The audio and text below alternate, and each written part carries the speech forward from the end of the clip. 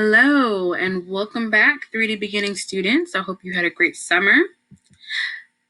I am Miss May. Originally, Mr. Downing was supposed to teach this class, but he's decided to retire.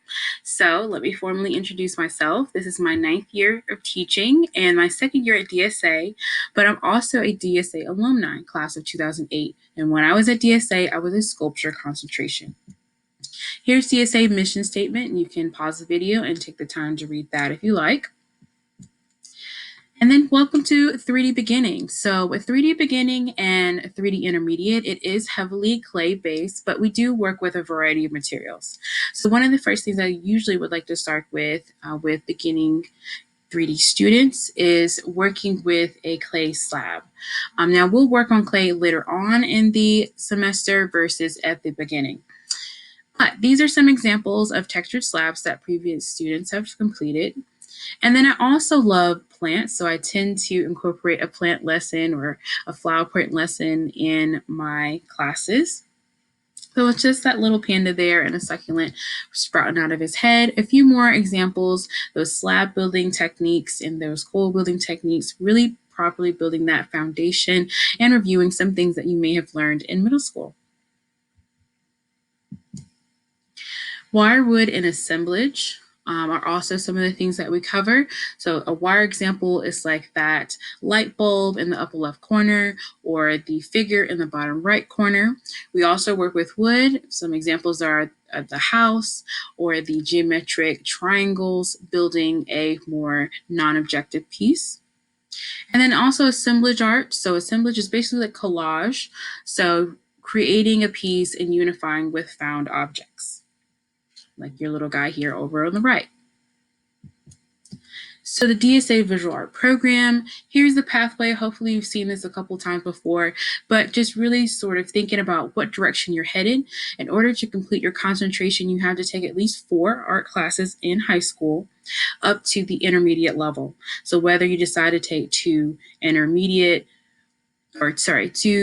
2D classes, 2 3D classes, that's up to you. If you want to complete 3D all the way to the advanced or AP level, that's up to you, what you want to decide to do. But just start thinking about that as you proceed through this course.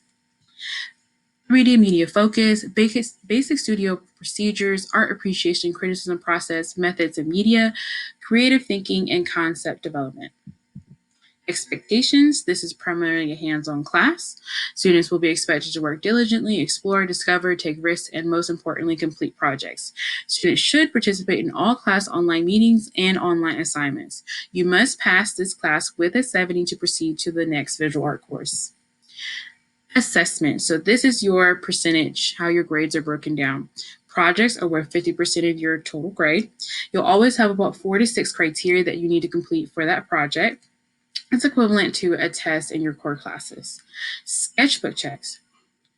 So you'll have 25%, sketchbook will be worth 25% of your grade. So primarily class work will be assigned before each lesson. This work may consist of thumbnail, draft, layouts, writing, and sketching. Studio performance participation.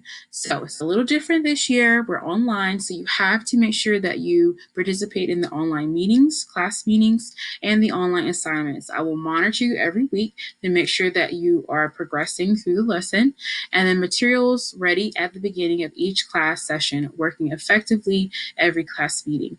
Quizzes are 10%. It's seldom I give quizzes, but it's mainly just to help with procedures and process. Supplies.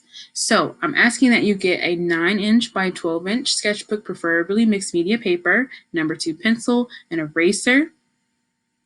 Lab fee. So we always required lab fees in the past, but this year we're going to do a little different. You have several options. You could just get the supplies yourself. You can come in the school and pick up the supplies at designated times, or you can pay online. I'll get that information to you at a later date. Black roller pen. So you have an ultra fine tip pen, colored pencil, scissors, glue sticks, and a ruler.